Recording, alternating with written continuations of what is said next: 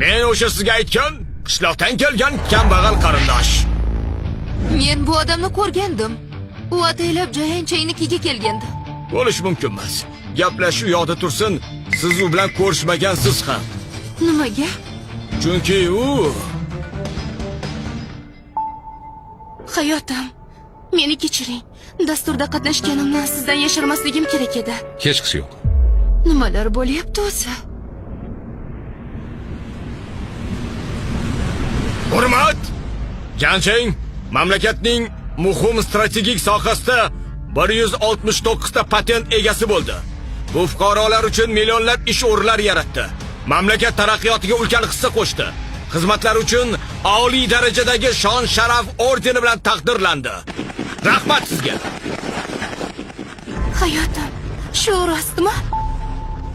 Do'stlarim bilan tanishtiraman degandim-ku. Biz uni nohaq aybladik. Hammasiga siz aybdorsiz.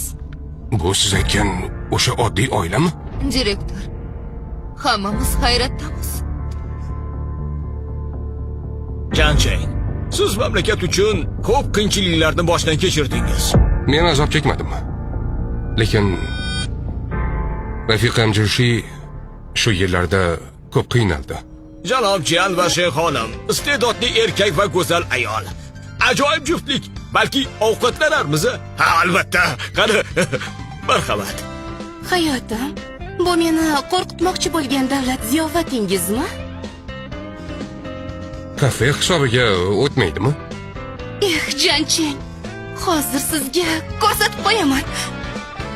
Qani, bu yoqqa keling. Aybingizni endi tan olasiz. Ha, aybdorman. Hayotim, biz chindan ham oddiy oilamiz.